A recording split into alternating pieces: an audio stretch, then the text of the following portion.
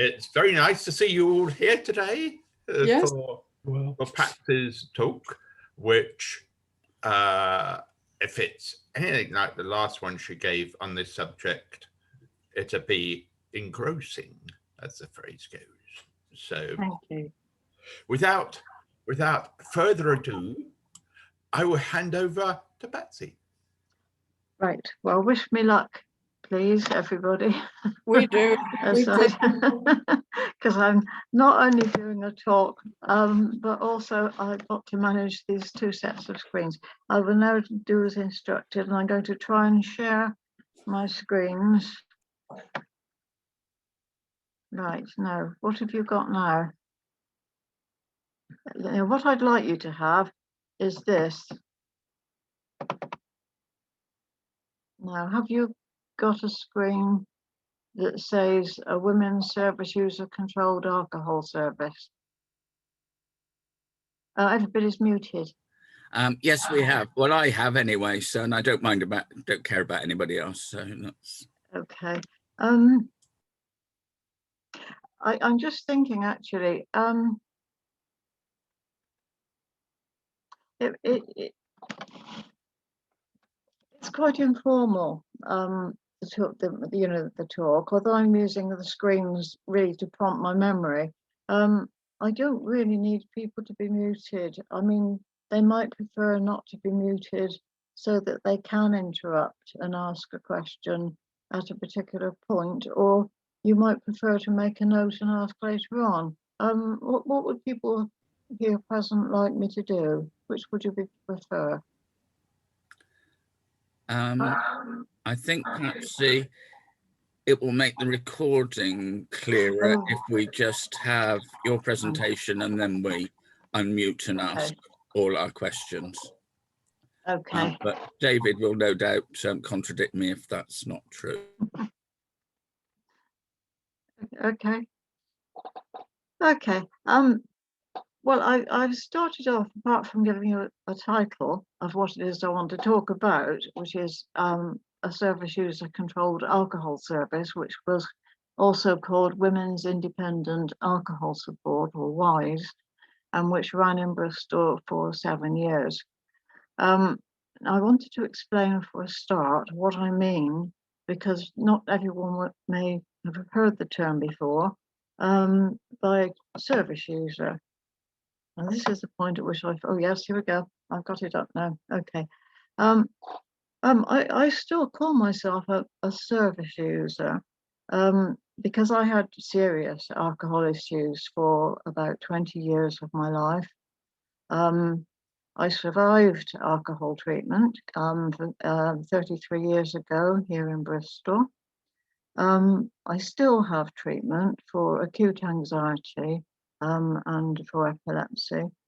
And I identify really strongly with other women with various mental health conditions and the way that affects their lives and the way society affects their lives in turn, and sometimes in something of a vicious circle. So that's why I call myself a service user. But I have been an academic too.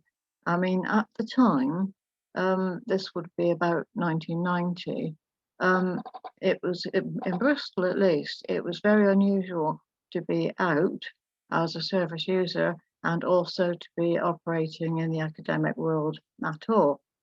But I managed to be a postgraduate researcher at both Bristol and Plymouth universities. I did work with Avon and Wiltshire Mental Health Trust. What we were doing was looking for new ways of helping women with alcohol issues, and we were trying to do it from a service user's perspective. So rather than waiting for advice and information to come to us top down, we were trying to do it from bottom up. I've also published myself academically in the field of understanding women's alcohol use. Patsy, we're not seeing the bottom of your slides, but we are seeing the list down by the side. If you said if you clicked on show from current slide, it might just show the slide and we might see all of it. Hold on a sec. Where will I find that? It says from current slide at the top left of the screen with the slides on. Can you see it? A bit further up. Oh yes, yes. Next one from current slide. Yeah. Try that. Yeah, that's working. Oh, that's a lot smarter, isn't it?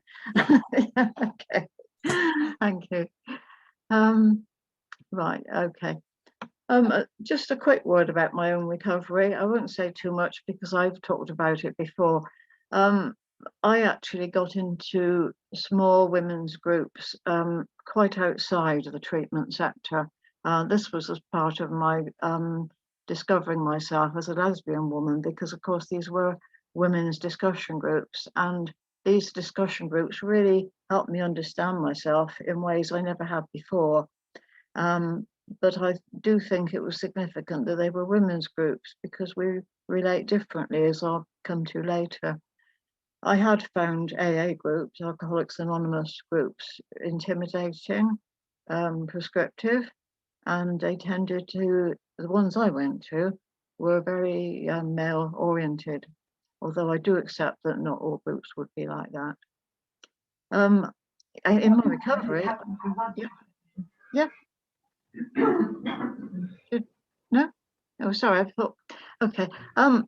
Yeah, as part of my recovery, I found doing a lot of physical exercise helped a lot. I learned to play squash, and I like to work out hard, and it all increased my self-confidence. And I started to wonder at that stage in my life whether the alcoholism was a consequence of, my life having been pretty miserable and restricted in some ways up till then. I didn't know.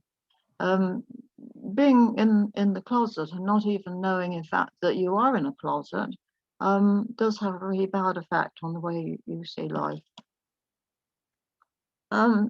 So one of the things that was special about being in women's groups, it was one of the, we could share the experience that a kind of a better standard of behaviour is expected of women, and that matters particularly in public behaviour. And of course, as soon as you start drinking, you get public behaviour coming into it. As soon as you start falling around or even stumbling a bit, as I find these days with a bad hip, it embarrasses me dreadfully stumbling along with my bad hip because I'm terrified people will think I've gone back to drinking. But it's very shaming for women to be known to have been drunk, to have people perhaps laugh at them or whatever. The consequences for being a woman with an alcohol issue are very much more severe. In a women-only group, you can discuss things like that, and you know that people will know what you're talking about. And at the time, at any rate, that I was doing my work, alcohol was still seen mainly as the cause of the problems rather than the consequence. I'm happy to say that is changing quite a lot today. Anyway, but to me at the time, it was, and not just to me, but in general, this was quite a new idea. I managed to get, this was a big coup actually, I managed to get Avon and Wiltshire Mental Health Partnership, it was called then, Trust, to agree to fund my research. It was called Service User Controlled Research. They agreed to fork out a year at a time. They weren't at all convinced that I would last longer than a year, I think. Meanwhile, I joined in at Plymouth University to do my PhD, and they agreed that they would supervise the research project. But I did all my field work in Bristol, so that was advertising for people to take part, getting together my research advisory group. This was a very important thing. If you're trying to do service user controlled research, you really have got to make sure that you've got a small group of people behind you who are prepared to meet regularly, who really know where you're coming from. But I've also got expertise in numerous areas. That's actually asking quite a lot. I always made sure that I had at least half of the people in the research group, research advisory group, would be able to have experience themselves, direct experience of being addicted to alcohol and, of course, of recovering. But not everybody in the group would have that experience because I needed different forms of expertise as well. For example, more research expertise than was available in that small group. Anyway, so I met with this group of advisory service users once a month. We met in my home because it was free, and we advertised every single step of the way. I discussed what I wanted to do with the group and why I wanted to do it. They would put in their ideas, and sometimes we would not agree, and then we would have to vote on it. Rather antique method, I know. Anyway, we advertised for interviewees, that would be women who either had an alcohol problem or who still had an alcohol problem, and who were prepared to talk about their experiences, their drinking, why they were drinking, what sort of treatment they had, and so on. So I ran a number of interviews with different women. I also ran focus groups in the second year of the work, and later on in the third year, I think it was, I started interviewing GPs and treatment providers in Bristol. That's a very short summary, just to give you a quick picture. And we tried really hard to keep hold of this service user control idea. It wasn't at all easy because people's needs and responsibilities changed over time. The whole thing, the research project, took 4 years, and the research project advisory group didn't stay exactly the same over the 4 years, but it did. The basis of it did stay the same. We were trying to have this cooperative approach. We all felt that research previously done on women's alcohol use had been, frankly, quite hopelessly biased and looked at from a very conventional point of view. And principally, the alcohol was the problem. And we wanted to find out whether it was the alcohol that was the problem or whether it was various social conditions, various personal experiences which had been the problem, which had led to the alcohol use. This is really not terribly new stuff, but it was new then. We all knew what it was like to be humiliated and distressed, and we wanted to make sure that came through in the research project findings, because again, if it's being done by people without that experience, that feeling of distress and of shame, it's really difficult for them to keep it in the forefront of their minds. Again, that has improved though in the last few years. So basically, it was a big challenge to sort of top-down thinking about women's alcohol use. The research participants, these were women whose ages ranged from 18 to 73, and their experiences, the causes that they saw of their addiction. The biggest one that came up every time was depression. Domestic and sexual abuse was a massive factor.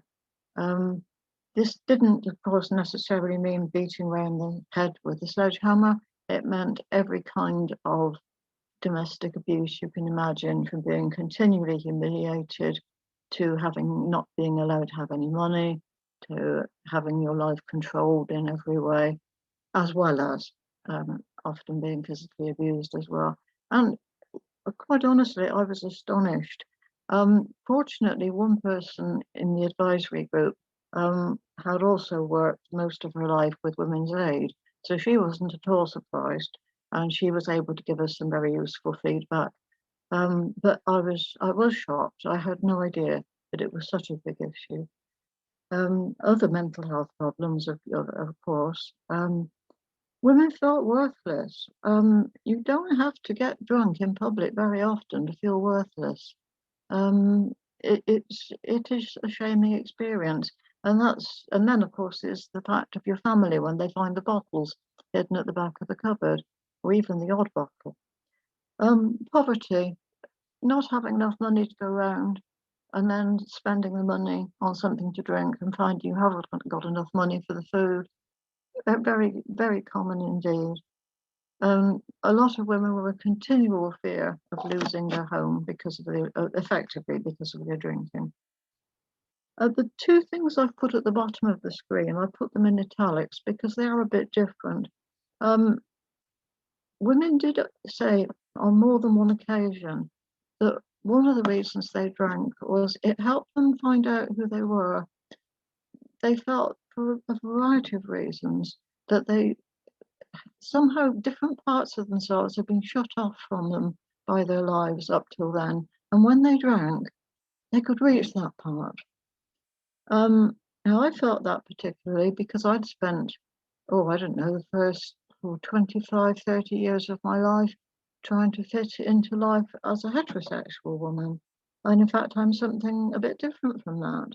And the alcohol, one of the things alcohol did for me was it made me feel I could be who I was. I could be the real me. And of course, it didn't turn me into the real me at all. It turned me into the third person altogether. But nevertheless, that was an important urge behind my drinking. And one woman particularly, this is in fact a direct quote, she said the reason she was so desperate to get home and shut the door and open the bottle was it gave her a place of her own. She felt safe. Once she had a drink, she felt safe. This was someone who only drank alone at home. Excuse me a second. The project. Well, can I just check the time? Or I'm okay. The treatment that the GPs and treatment providers I interviewed in year 3. It was terrible getting hold of the GPs. It was easy to get hold of the treatment providers. It was not like that at all with the GPs. It's an absolute art form to get past the lady on the desk. But once I did get into interview the GPs, they were happy to talk and often very helpful. It was disappointing to find out how often they still held the same sorts of lay prejudices about women's drinking that the general public held. By a moral perspective, I mean, well, they shouldn't do it, should they? They should know better. Why don't they stop? Surely they know when they've had enough. Phrases of that sort. And others would admit that in their training, they had quite inadequate information about alcohol. It's apparently, they told me, it's something like half a day of lectures and half a day when they are allowed to go to an AA meeting. The research the research findings for that are something like 2005. So again, I'm hoping things have improved. It would be great. They were pressed for time. Nothing new there. GPs are extremely pressed for time, and sometimes they felt that these were what's called dirty work patients, and they felt rather impatient that their time was being taken up by people who surely could do a bit more work on it at home themselves. I don't wish to generalize. I'm just saying this was something that came up frequently in the interviews I ran with the GPs. The treatment people were very disappointing, although they were happy to talk to me. Again, they had really very simplistic approaches to the alcohol use. They seemed to see that, well, they did see that everything could get sorted out provided the women could stop drinking. And they would use phrases like, oh, well, the patient wasn't ready. I was coming increasingly to the view that really you had to let people, in some circumstances at least, carry on drinking while you treated the causes. But that is still something which is very much debated. But as the research went on, we were sort of building what I called a social model of women's alcohol use. We came to see the alcohol use, stroke misuse, as a social issue. something to do with circumstances and background, as much as anything else. It occurred more when people were disadvantaged or ashamed, had been abused, were suffering mental ill health. One of the things that was helping women most, we found this such a lot when they were doing the research interviews, was having enough space to talk to other women who'd also had the alcohol use experience in a private space. So that is, of course, a space where there are only such women present. It was also really important we adopted this as our model when we formed WISE. No blame, no shame. It didn't mean you had to be proud of your drinking. It didn't mean you weren't sorry for some of the frankly quite terrible results.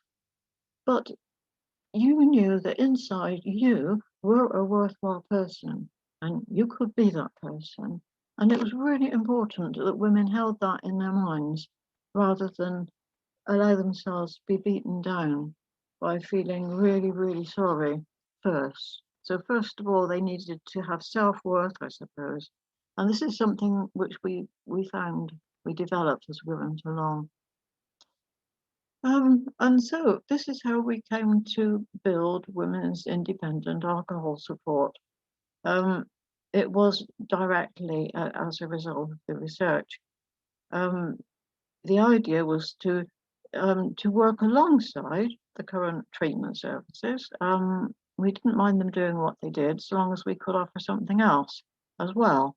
And we wanted to offer a social model of recovery, an opportunity to look at the different factors behind the alcohol use and help direct women towards different ways of dealing with them. We ran short courses of about a dozen sessions each in different parts of Bristol. We varied whether we had them in the daytime or the evening, which parts of Bristol we ran them. We also ran free counselling. We had a trained counsellor who donated 2 days a week to work for us for nothing. We had a helpline working only once a week, although in practice we were there most of the time, but there was an advertised helpline once a week. And we also had a big conference on alcohol, women and alcohol, which we ran with Bristol Women's Voice. A lot of our volunteers before training had themselves recovered from alcohol issues. We managed to get a couple of grants from Bristol City Council and for the Wellbeing Project, but most of the funds we raised them ourselves for 7 years. We went out on the streets with buckets. We wrote letters. We contacted people. And after 7 years, we just gave up. I don't mean we gave up what we were doing. We knew what we were doing worked. We had loads of concrete feedback from women that what we were doing was really valued, but we simply couldn't find the time to do the work and raise the money. And I'm afraid the core group decided it couldn't carry on.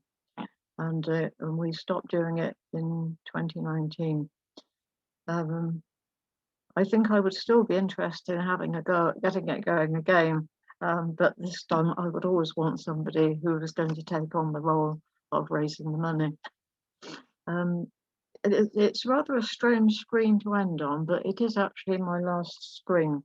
So I'm hoping very much. What should I do? Is it possible for me to make the screens available so that if people have got questions, they can see them? Is that, how can I do that? David?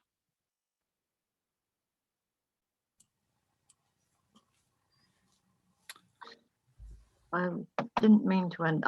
Is that it? I can't hear. You're muted. Sorry about that. You're back to the slides. You need to click on from current slide again, perhaps. Show from current slide up at the top. Okay. That's it. Yeah, there you go. Okay. No, that wasn't the one I wanted to share, really. It was the Well, click an arrow key. It should take you forward or back. Right, I wanted the one where you can see all the slides small, or perhaps I can't show Oh, that well, one. sorry. Yeah, you did. You had that. You had the. So you. I'm not sure how you stop showing slides from your end because I Okay, can't hold see on. the buttons. Oh, I know, there's a stop. I know, hold on, I got it. Oh, No, that stopped sharing. I think oh dear, If you go sorry. back into share slide, if you stop Okay. your slideshow first in your slideshow screen, and then go back into share screen and share slides again. Hold on.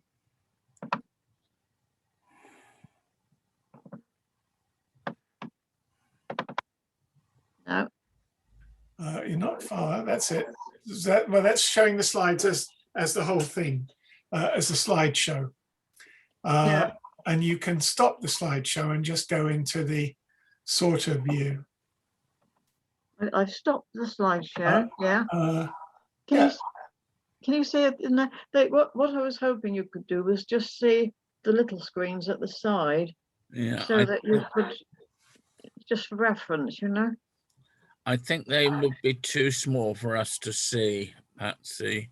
Okay. So, are we going back into discussion mode and question Yes, now? So, that was the plan. Yes. yeah, right. Yeah. So, I'll What go should we back do? to ordinary. I think it'd be easier, Patsy, if you just Okay. questions now, and because people will have had questions. I know I've written down a couple, but I'm sure others will have questions. You know, Okay. and if you can see us all, Yeah, I can see you what. can Yeah, actually I see think. Yeah. if the person indicates or something that they want to ask a question. You Right. can Okay. actually call them to do so. Okay. So, friends, if any of us have got questions for Patsy at the moment, could you indicate in some way, and she will call upon you.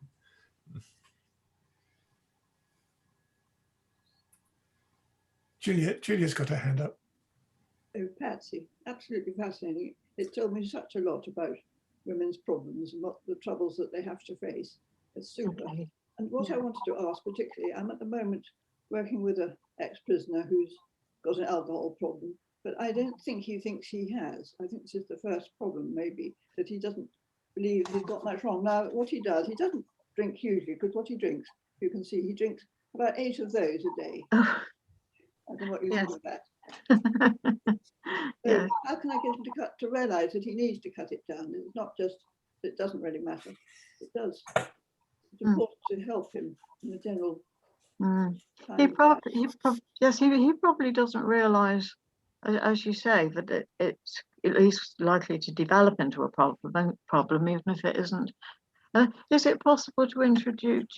Do you know what he gets out of it? Is it just a habit, do you think, or do you think he gets something quite positive out of those drinks? It's a very good question, which I haven't asked him, and I should ask him, I suppose. What I feel, of course, at the moment is because he's in lockdown like everybody else, it's not an easy time at all to try and get him to do anything different. But I could certainly ask him a bit more about how important he feels it is to him to make him feel a bit more worthwhile.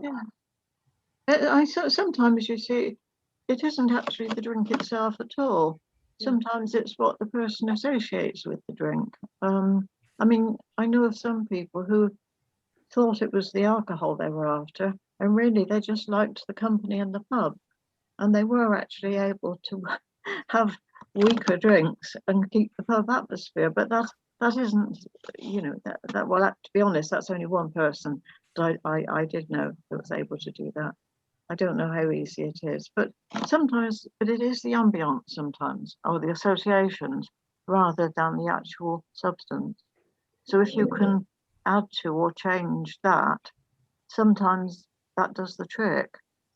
I mean, I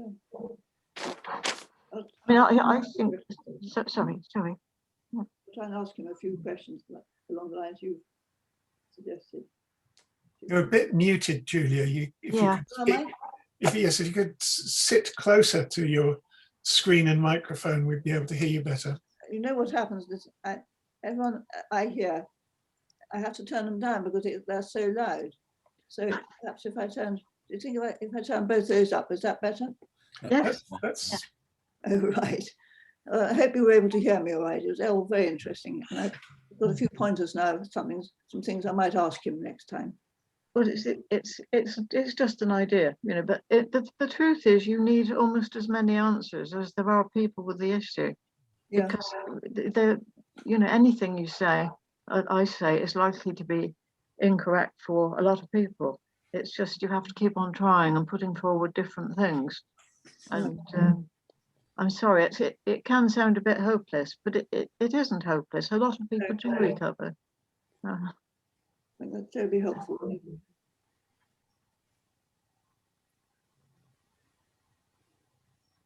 I'm not very good at spotting hands. Oh, Ray, sorry. There is. I remember speaking to a woman who had an alcohol issue, and she was a very bright woman, you know, very clever woman, but she'd never gone past the school that she was at, and didn't take any exam, GCSEs or anything like that. But she was extraordinarily bright, and her drinking was, as you say, was a symptom of another thing, you know, that she came from a very poor working class area, and she thought she was worthless, and i.e. the drink was to actually numb that kind of depressive the world is hopeless type of thing. And once encouraged to actually, you know, go to night school and things like that, she flew rather like the proverbial eagle, you know. Yeah. It was Yes. amazing to see, you know. Yeah. No, But it is the wonderful. fact that she was a woman in that sense, and she came from a working class area, she thought that they were the things which were going to constantly keep her down. Yeah.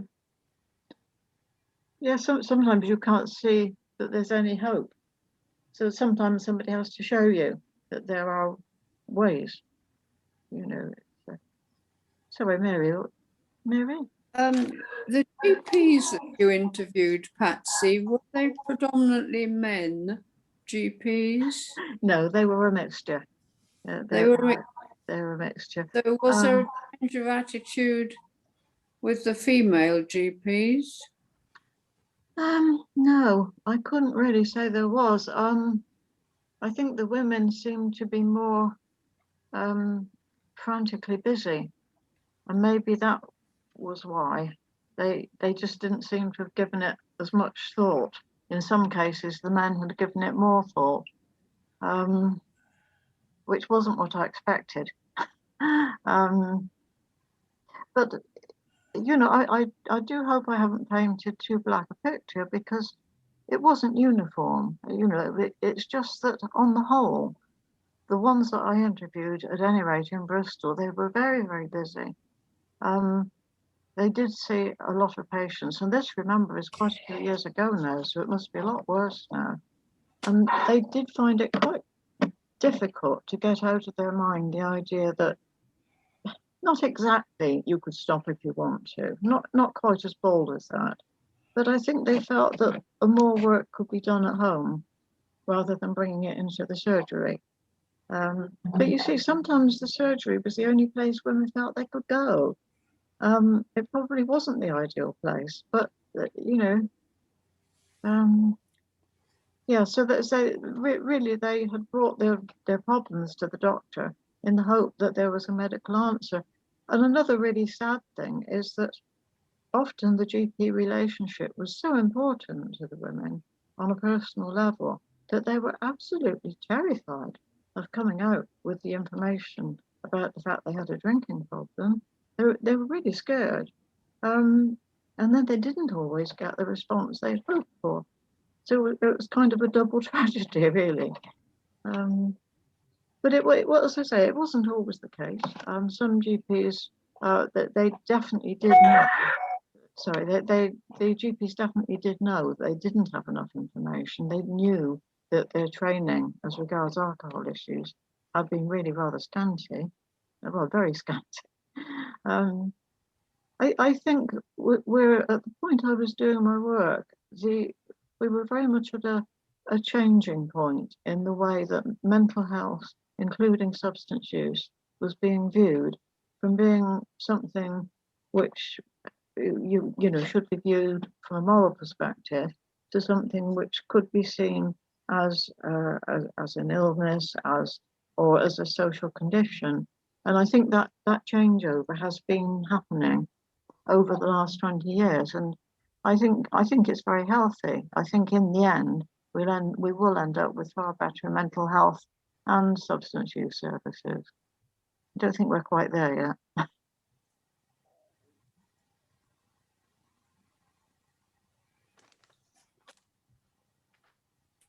David. Yeah. Oh, sorry. Yeah, I'm very, very moved to hear your talk, Patsy. I came to Bristol partly because I was interested to learn about the social side of things. I knew about environment and business, and I wanted to understand problems in society, and ended up working with this company that was providing housing for homeless people. And they had a number of small hostels that were divided into groups. And there were, apart from battered wives and refugees, there were hostels for people with alcohol problems, and some were dry and some were wet, which I thought was a kind of accepting attitude. I never got to meet the service users. That wasn't what I was doing with the business. But I thought it was important to have that openness to accept people as they are. And the business was involved in, it didn't regard itself as expert. So it didn't provide much more than a kind of holding support for people. But that itself was found to be very helpful by a lot of the residents, that they were held in a space.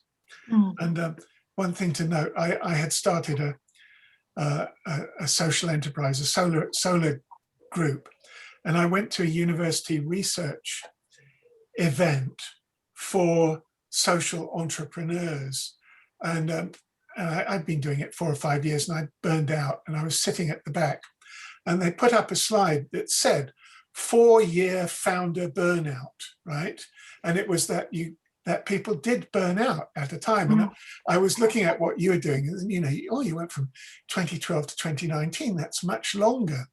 Wow, you sort of beat the system. And I think a part of that, if I was to comment, is that you went about this very methodically, and you created a support structure for yourself, which many founders don't know how to do. And I thought that's really, I mean, you needed it for and you'd experienced it with your alcohol issue, but you carried that on. And I think that's really, really valuable piece of experience to share.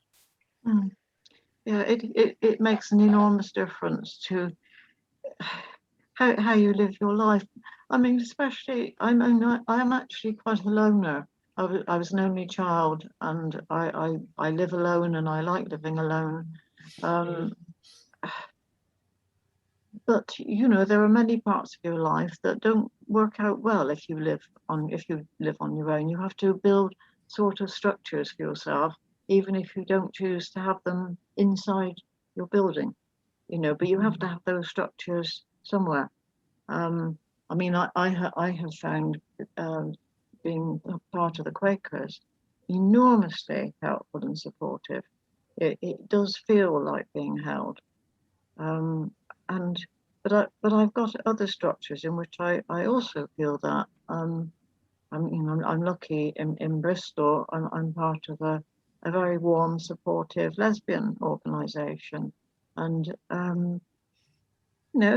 sometimes I feel luck has played an absolutely enormous part in my life. Really, I mean, I only came to Bristol by chance. And in Bristol, I happened to meet a couple of people who happened to save me at a particularly dreadful point in my life, and started to develop these structures. So, you know, I do think I've been lucky. And I think I have tried to share that luck, in inverted commas. I have tried to share it. I've tried to see, you know, to what extent is that something that you could share? How to what extent would that help other people as well? Could you make use of that in some way? And I think that's what I was trying to do, really. And then there was the service user experience. It was a point in time when service user experience had suddenly been noticed and was being valued. And again, it was this idea of mutual support and the possibilities of actually quite massive change if you had that support. And a lot of these things do seem to have come together over the last 20 years. But having said that, I'm afraid I still burnt out financially on Wise. It's I wish I'd waited a bit longer, because if I'd waited a bit longer, I might have had more some support from the Quakers, but I didn't wait quite long enough. So yeah, so Steve, sorry. Hi, thank you for a very interesting talk. I can't quite remember when you started coming to Quakers, and shortly after you started coming, you asked us if you could hire a room for your organization. I wondered if you could characterize, frankly, what your experience was from Central Meeting. In respect of trying to hire the room, or in respect of meeting the group? Well, hiring the room was the thing you asked for. Yeah. I just want to know whether you felt, how you felt about the reaction you got when you asked to hire a room for a low fee. Well, I don't think it was as good as the reaction I would probably get now, because people didn't know me. Precisely. You know. I think the reaction was a little grudging, because we didn't know what we know now. We were always pretty generous towards AA groups and so on. And you go on the scene, and we hadn't a fraction of what you've just told us to sympathize with you. So I've got a feeling you might have found us a little bit slow to react, and a bit slow to agree to put your notices on the notice board and so on. But maybe I'm wrong. I'd like you to be frank about that. Let me think. Yeah, a bit, literally a bit slow. Yes, but not. I wouldn't say unwilling. It was more. It took a long time for you to realise that we were okay people. Yeah. Okay.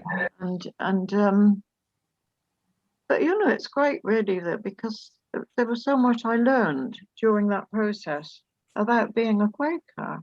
It was the thing. It was what I learned about the people involved is really what brought me in. Really, what made me think, what makes these people tick? This is you know, these are the kind of people I want to be.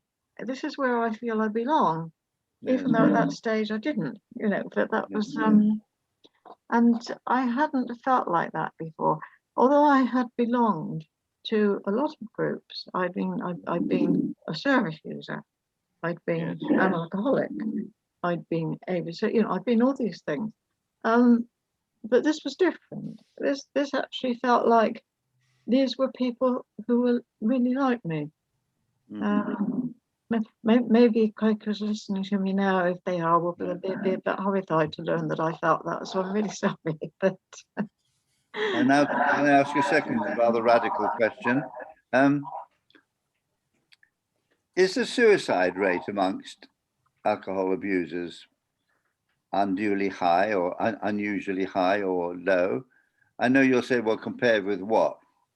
Mm. And I'm thinking compared with people who belong to such a strong religion, they never even dream of taking alcohol or drugs. It's absolute no-no. Mm. But then we hear that some of those people do have a suicide rate. And I'm wondering whether that, however evil alcohol and, however harmful alcohol abuse is, maybe it's less abusive than being completely unable to do anything. What do you call it? Self-authorization or something. Mm. And committing suicide because there's absolutely no other way out, not even alcohol. Mm. So what do you think of that concept? I think it's better to drink. Yes. I'm sure it's better to drink because for one thing you might stop. and the other thing, I mean, I haven't dealt with it in this talk, but I have actually done quite a lot of work based on what people have told me about their experiences of substance use, the positive experiences. I did mention about it's a safe place, a place of my own. People were often really positive about their experiences in the use of alcohol, even while they were saying, but of course I couldn't really afford it, but of course it ruined my marriage, etc., etc. But they were still seeing. I mean, the thing is, you don't do it for nothing. I mean, you do it because you get something back from it. And hopefully it's something that you can learn to get back from somewhere else, which isn't so damaging, but not always. I mean, there are some people for whom that substance use is essential. They really can't get to grips with life in the dimensions which are otherwise available to us, and they don't want to. And I do actually think that's their choice, but you have to offer them everything else you can think of, in case that's not, But I do think it's possible to be a very creative drug user, but it's not something I'm prepared to try in my circumstances. It doesn't seem like it would be a good plan.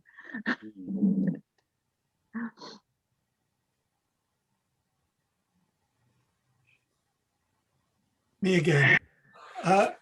I study with I've studied over the last probably 10 years with a German modern mystic called Thomas Hübl, who's emerged a theme of healing collective trauma and just published a book on that title.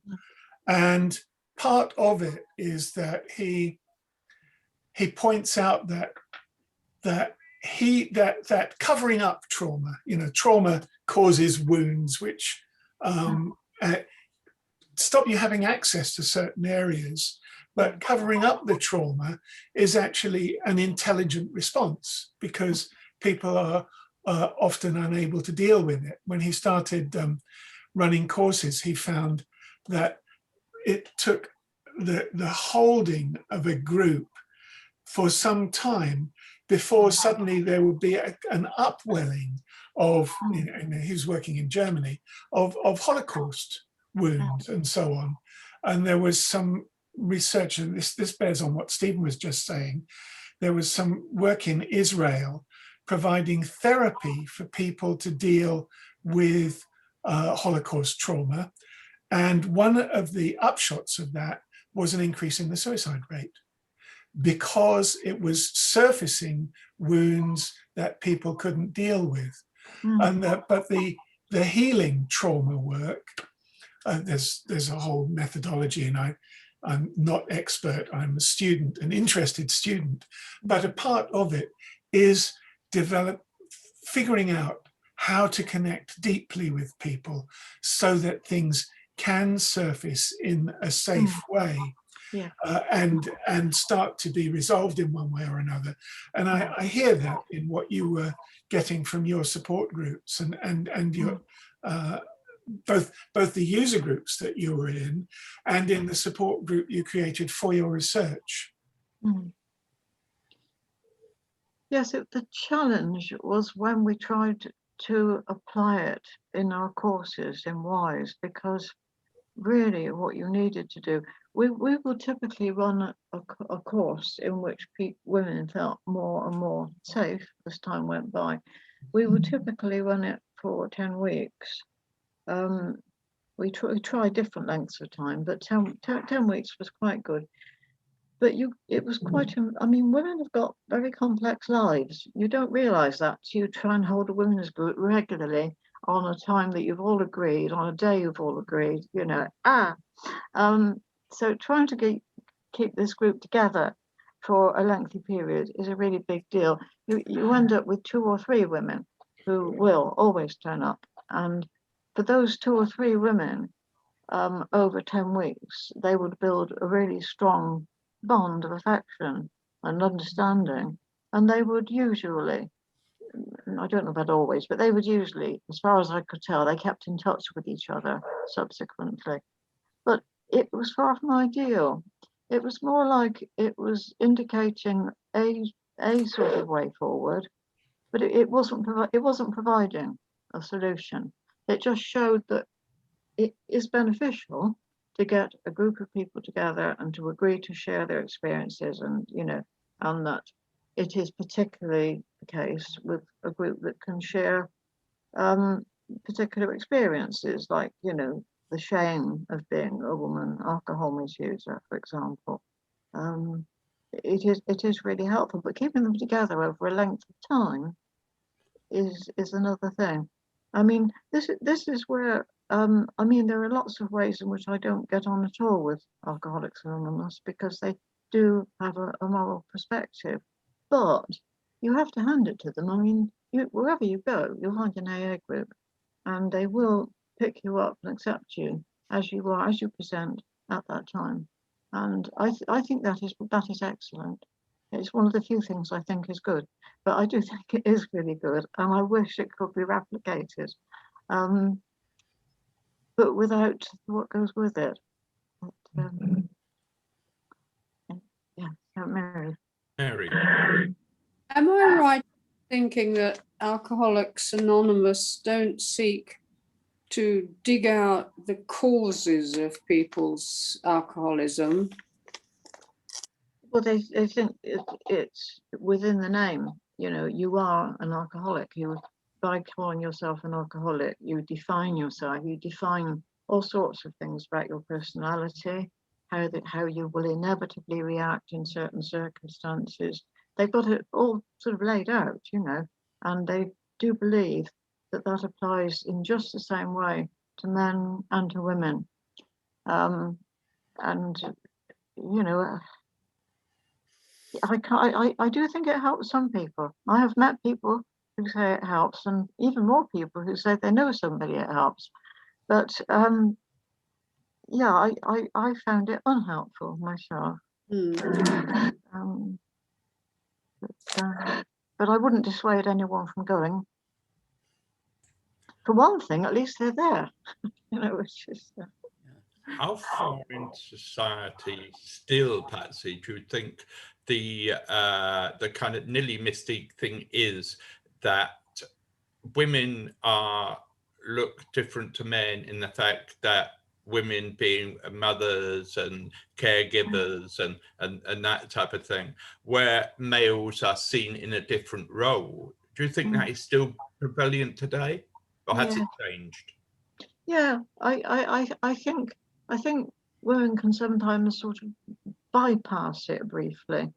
For example, a group of young people out together and they're all plastered. As long as they're together, that the women won't be getting any more of a slur than the men. But as soon as that group splits up and you've got a single woman staggering along the street, you've got a different scenario altogether. So I think it's just the same, really. But you sometimes get the impression that it must have changed, and people talk as if it's changed. Women will talk quite openly. Journalists, for example, in the paper, about occasions when they got drunk and so on, and in a carefree spirit.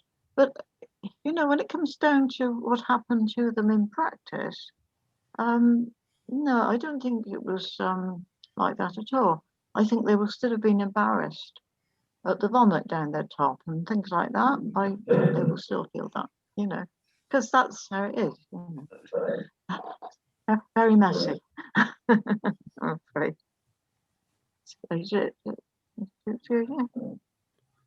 Sorry, Ray, I'm accidentally taking over your chair role here, but I spotted Julia. Not a big, just a quick question. And I think when you hold these meetings, is it just one of you that holds them? And do you take a very active part in them, or do you take a very passive part and let the other people do most of the talking? That's what I wonder. It depends what kind of meeting it is. The courses, Yes. when we run the courses, Yeah. a couple of us would sort of lead the discussion and the activities in the group that day. And sometimes we would have a speaker who would be coming along. There was a very helpful woman who works in the drug and alcohol unit at Southmead, and she would come and talk about what actually happened to you physically when you took in various drugs, which was quite shocking to a lot of us, me included. You know, I had no idea it was quite so dreadful. But so we had speakers, but otherwise it was activities which, you know, two of us led, basically. Right. But everyone would have a chance to talk and to sort of lead in their particular area that they were. We would have a different subject. It wouldn't be like an AA group where each one is similar in format. They were run like courses, so women knew in advance what we were going to be looking at on that particular day, and they had some idea of the structure. And usually it would be a mixture of talking and doing thinking or writing, and they coming back together. That's what, rather like workshops. Does that answer what you? Yes. But that's the courses, you know. We only ran just quite briefly, really, for a few months. I ran some ongoing groups which were more like AA groups in that they were just groups where you came together and talked about how you were at that point. I ran one for, no, I think I did it for 2 years actually. In the summer, I hired a room at the YHA down on the waterfront, and yeah, that was quite different, but it was still interesting. And the women seemed, well, they kept coming back, so I guess they must have been getting something out of it. Yeah. I think there's room for a lot of different approaches, and we just need the people to get out there and do it. She said, having just taken a period of retirement.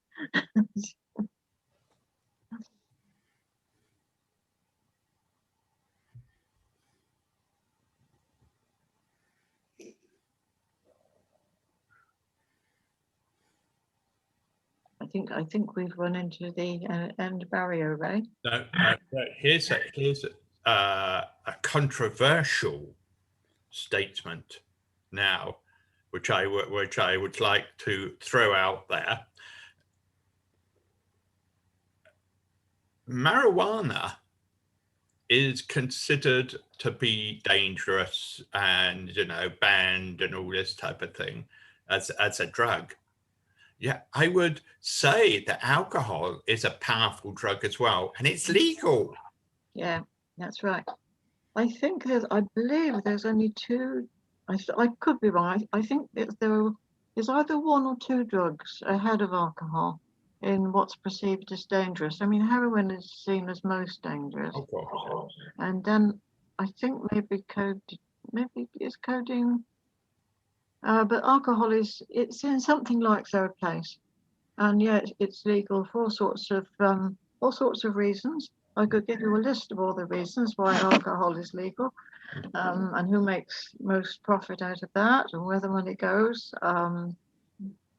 But you know, it's like all drugs. It's got its good uses, and I think it is much more helpful in general to look at the reasons why people are using any substance, including food. It's much more helpful to look at the reasons and deal with that as far as you can first, rather than worrying about the drug. I don't have strong feelings about making anything legal or illegal, because usually it backfires anyway.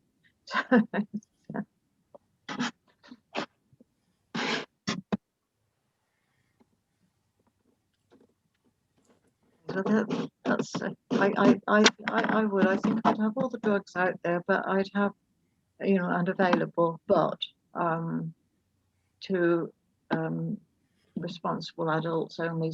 Maybe some drugs on prescription only.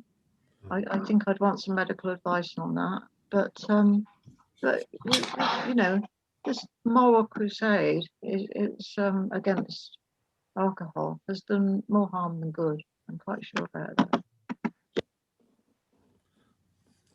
The capitalists who made the most profit out of prohibition were the mafia. Couldn't hear that, sorry. I said the capitalists who made most profit out of prohibition in America were the mafia. Yes, yes. Well, it will be interesting to look at who's behind the popularity of alcohol in this country. It's yeah, very interesting. Yeah. If only some of their money could be spared to help us pick up the pieces. Any other questions, comments, friends? I was wondering if Patsy feels worried about the under 25s and their necessity to drink and drink and drink. Women. Well, I do worry. Not about the alcohol itself, but I worry about the hopelessness that must be, you know, the feeling that there's no future, which must be. I mean, why aren't they excited about their lives? You know, why are they feeling depressed? I mean, this is what worries me. Why they feel they need to. You know, what have we failed to do? But somebody can reach the age of 25 and feel that the best fun they can have is drinking.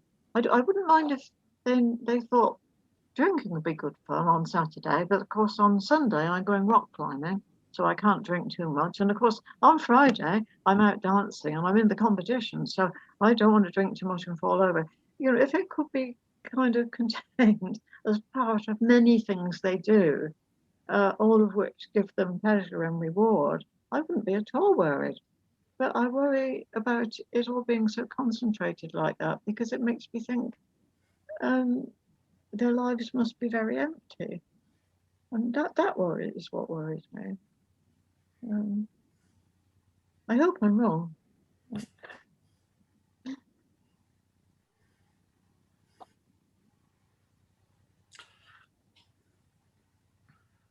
Well, good friends, we have reached that time in meeting where it's gone 12.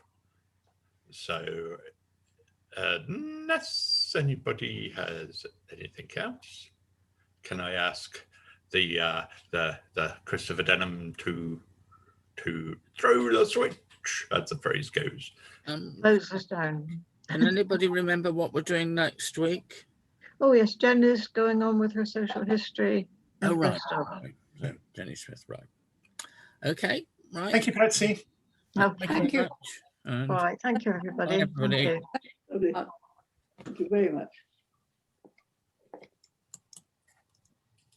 Can't do this.